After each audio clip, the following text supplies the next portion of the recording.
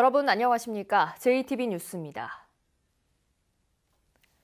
인터넷으로 산 골동품 가위를 터무니없이 비싼 값에 사들여 논란이 됐던 지난 가위박물관 기억하실 겁니다. 이 가위박물관을 직영하겠다던 진안군이 당초의 약속을 뒤집고 별도의 군 예산까지 책정해 민간 위탁을 진행하고 있습니다. 진안군에 가위를 팔았던 현 박물관 운영자가 단독으로 응모해 논란이 커지고 있습니다. 첫 소식 하원호 기자입니다. 세계가위문화연구소는 인터넷으로 산 골동품 가위의 값을 부풀려 진안군에 팔았습니다. 그리고는 진안 가위박물관 운영권까지 받았습니다. 대표 이모 씨가 관장을, 관련 경력이 없는 이 씨의 여동생은 부관장을 맡아 매월 수백만 원씩 월급도 챙겼습니다. 논란이 커지자 진안군은 가위값과 급여 일부를 환수하고 박물관도 직영하겠다고 밝혔습니다. 일정 기간, 아마 짧은 기간이 되겠지만 인수인계를 받아서 늦어도 내년 1월 1일부터는 우리가 직영할 것으로 그렇게 지금 계획하고 있습니다. 하지만 부풀려진 가위값과 급여는 한 푼도 돌려받지 못했습니다. 가위박물관을 직접 운영하겠다던 진안군은 당초 약속을 뒤집고 다시 민간에 위탁하겠다며 운영자 모집 공고를 냈습니다. 공모에 응한 단체는 현 박물관장이 대표로 있는 세계가위문화연구소 한 곳뿐입니다. 적격 심사가 남아있긴 하지만 앞으로 3년간 가위박물관 운영을 맡게 될 가능성이 높습니다. 위탁 조건도 땅 짚고 헤엄치는 수준입니다. 기존에는 위탁자 부담이었던 박물관 운영비를 진안군 예산으로 지원할 계획인데 관장 등 4명의 인건비 1억 3천만 원을 비롯해 해마다 1억 8,500만 원을 위탁금으로 책정했습니다. 지원금이 사실상 배 이상 늘어난 셈입니다. 1년 입장료 수입이 2,500만 원 정도밖에 안 돼요. 근데 저희가 최소 경비로 빼보니까 1억 8,500이 들더란 얘기죠. 입장료 수입이 없는데 지금. 그러니까 불가피하게 이제 군비 지원을 할 수밖에 없는 것이죠. 터무니없이 비싼 값에 가위를 사주고 운영권까지 넘겨줬다가 줄줄이 징계 처분을 받은 진안군이 또다시 논란을 자초하고 있습니다. JTB 뉴스 하원호입니다. 공무원들은 전문성이 없다. 진안군이 가위박물관을 직영하겠다는 약속을 뒤집고 다시 위탁을 추진하는 이유입니다. 그런데 위탁 운영 공고문을 살펴보니 특정인을 염두에 둔 듯한 석연찮은 구석이 적지 않습니다. 주혜인 기자입니다. 진안군이 낸 가위박물관 위탁 운영자 모집 공고문. 심사 기준을 살펴봤습니다. 배점이 30점인 유사 업무 수행 실적에 가위문화 관련 사업을 명시해놨습니다. 진안군의 가위를 판 현 박물관 운영자에게 유리한 기준입니다. 박물관 운영이 여기 앞에 먼저 들어가 있고 가위 관련 있으면은 이제 좀 저희들이 더 이제 어차피 위탁 맡기는 거 전문 저기한테 이제 하면 좋다는 얘기죠. 이뿐만이 아닙니다.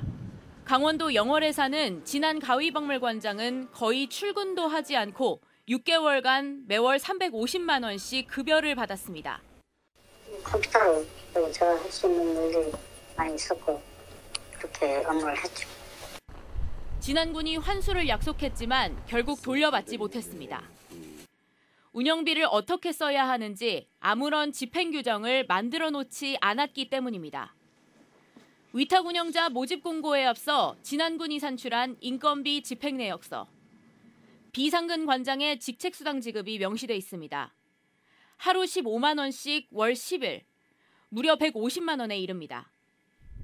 누가 박물관 운영을 맡을지 정해지지 않은 시점에 만든 문건인데 마치 매일 출근하기 어려운 이 씨를 염두에 둔 것처럼 관장 자리를 비상근으로 정해놓고 굳이 직책수당까지 만들어 놓은 겁니다.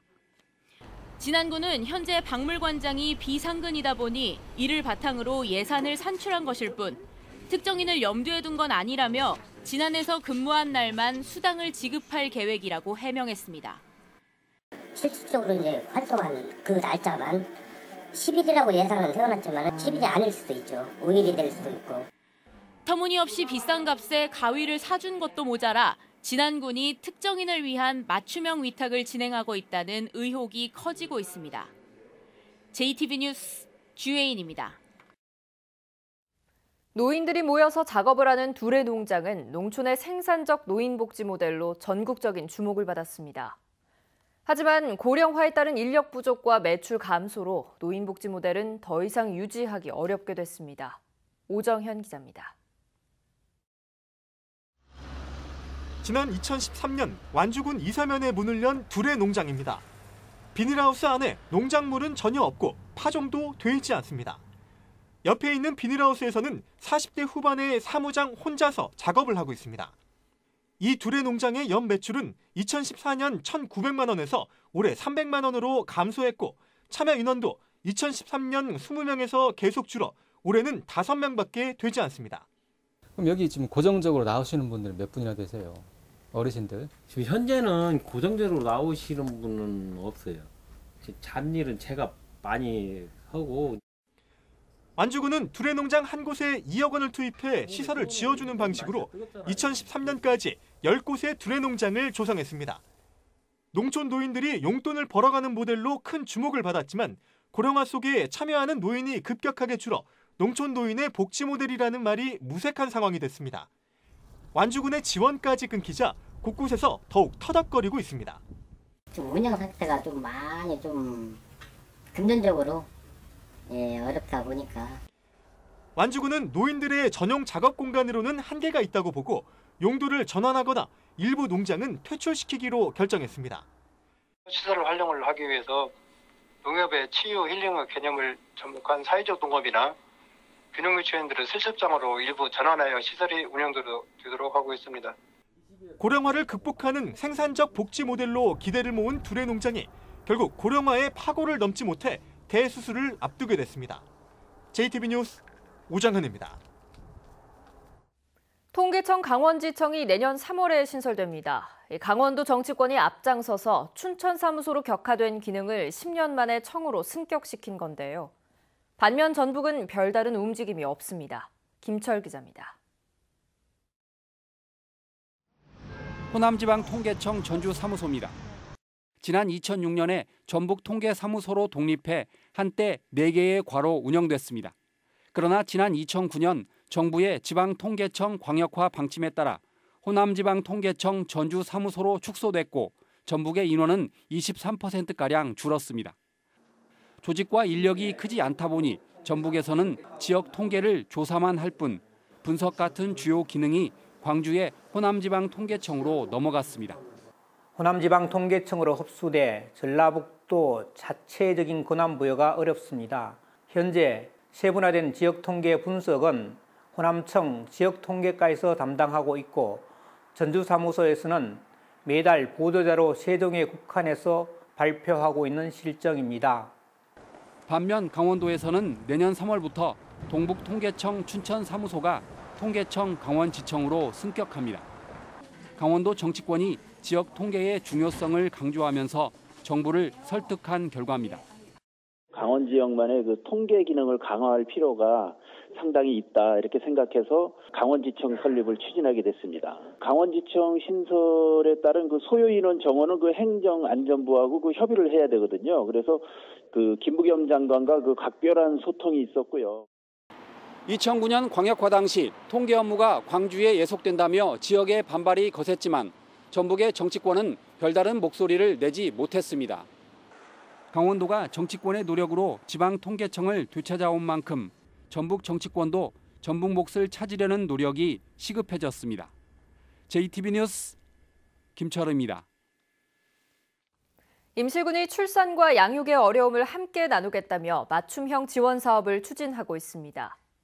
남원에는 주차난이 심각한 도심지 5곳에 152면 규모의 공영주차장이 생깁니다. 나금동 기자입니다. 저출산 극복을 위해 임실군이 출산과 양육의 어려움을 덜어주는 맞춤형 지원 사업을 추진하고 있습니다. 임실군은 임산부에게 진찰과 분만에 따른 이송 지원비 26만 원과 산후조리를 위한 건강관리사들, 저소득층 난임 부부에게는 최대 4차례까지 한 번 수술할 때마다 50만 원을 지원합니다. 임실군에서는 저출산을 극복하고 출산과 양육의 어려움을 덜기 위해 맞춤형 모자보건 지원 사업을 활발하게 추진하고 있습니다. 주차난이 심한 남원의 도심지 5곳에 152면 규모의 공영 주차장이 생깁니다. 남원시는 지난 6월 쌍교동 일대에 29면, 지난달 동충동에 40면 규모의 주차장을 조성한 데 이어 올해 말까지 인월면, 금동, 동충동 일대에 83면 규모의 공영 주차장을 만들 예정입니다. 계획대로 공영 주차장이 완료되면 지역 주민은 물론 남원을 찾는 관광객들의 통행 불편과 주차난 해소가 기대됩니다. 완주군 경천면 오봉마을이 4년의 준비 기간을 마치고 농촌관광 거점마을로 거듭납니다. 숙박과 식사시설, 회의실을 갖춘 오봉마을에는 완주 로컬푸드와 함께 편백나무 산책, 미꾸라지 잡기 등 다양한 즐길거리도 마련됩니다. 자원봉사자의 날을 맞아 지난 23일 진안에서는 기념행사가 열렸습니다. 진안군 자원봉사센터는 헌신적으로 자원봉사에 참여한 채권자 씨 등 26명에게 상을 수여하고 지난해 4개 기관과 업무 협약을 맺어 봉사 지원 체계를 구축하고 자원봉사를 활성화하기로 약속했습니다. JTB 뉴스 나금동입니다. 정동영 민주평화당 대표가 선거제도 개혁을 위해 문재인 대통령과 여야 5당 대표의 회동을 긴급 제안했습니다. 정동영 대표는 바른미래당, 정의당과 공동 기자회견을 갖고 연동형 비례대표제 도입을 완수해야 한다며 문재인 대통령과 이해찬 민주당 대표는 국민들에게 한 약속을 회피하지 말고 책임 있는 답변을 해야 한다고 주장했습니다. 정 대표는 현행 선거제도를 유지해 지지율보다 더 많은 의석을 확보하려 한다면 민심을 잃게 될 것이라며 거대 양당이 과감하게 결단해 역사에 남을 개혁을 성취해야 한다고 강조했습니다. 침체된 전북 경제를 살리기 위해 정부가 군산형 일자리 사업에 나서야 한다는 주장이 나왔습니다. 국회 김관영 의원은 이른바 노사상생형 일자리 창출 모델로 추진되고 있는 광주형 일자리가 난항을 겪고 있는 만큼 정부는 한국잼 공장과 숙련된 근로자가 있는 군산에서 관련 사업을 추진하라고 촉구했습니다. 광주형 일자리는 기업이 낮은 임금으로 근로자를 고용하고 정부와 지방자치단체가 복지와 문화 부문을 지원해 낮은 임금을 보전하는 개념이지만 노동계의 강한 반발을 사고 있습니다. 대한관광 리무진과의 소송을 허술하게 대처해 패소를 자처했다는 비판을 받은 전라북도가 앞으로 소송 업무를 내실화하기로 했습니다. 전라북도는 소송이 접수되면 우선 주관부서와 수행부서 간의 사전 협의 체계를 만들어 대응하기로 했습니다. 또 주요 소송 사건의 경우 소송심의회에서 소송 방향을 논의하고 반드시 변호사를 선임하기로 했습니다. 전주시 내 주요 고갯길에 제설용 염수 분사 장치가 설치됩니다. 전주시는 용머리 고개와 서원로, 견원로, 동부대로의 고갯길 4곳에서 신속하게 제설 작업을 할 수 있도록 4억 4천만 원을 들여 자동 염수 분사 장치를 설치할 계획이라고 밝혔습니다. 자동 염수 분사 장치는 CCTV가 설치돼 있고 원격으로 가동할 수 있어서 눈이 내렸을 때 초동 작업에 효과가 있을 것으로 기대됩니다. 이동국이 내년 시즌에도 전북에서 뛰게 됐습니다. 전북 현대구단은 레전드 선수에 대한 존중의 의미를 더하기 위해 후임 감독 선임에 앞서 이동국과 1년 재계약을 맺었다고 밝혔습니다. 지난 2009년 전북에 입단한 이동국은 올 시즌 팀에서 가장 많은 13골을 기록했고 현재까지 503경기에 출전해 K리그 통산 최다 경기를 뛰고 있습니다. 전주 완산경찰서는 문이 잠기지 않은 차량만 골라 절도 행각을 벌인 혐의로 26살 김모 씨를 붙잡아 구속했다고 밝혔습니다. 같은 범죄로 복역 후 지난 2월에 출소한 김 씨는 지난 8월 전주시 삼천동의 한 아파트에 주차된 차량에서 현금 130만 원을 훔쳐 달아나는 등 최근까지 7차례에 걸쳐 모두 270만 원을 훔친 혐의를 받고 있습니다. 김 씨는 인터넷 게임 아이템을 구매하기 위해 범행을 저지른 것으로 조사됐습니다. 낮 동안 대체로 맑은 가운데 기온이 크게 오르면서 포근하겠습니다. 한낮 기온은 전주와 익산 15도, 진안과 장수 14도로 어제보다 2, 3도가량 높겠습니다. 대기 정체로 공기는 종일 탁하겠습니다. 현재 부안에는 초미세먼지 주의보가 발효 중입니다. 내일은 가끔 구름이 많이 끼겠고 기온은 오늘과 비슷하거나 조금 높겠습니다. 이번 주 내내 심한 추위 없이 평년 수준의 늦가을 날씨가 이어지겠습니다.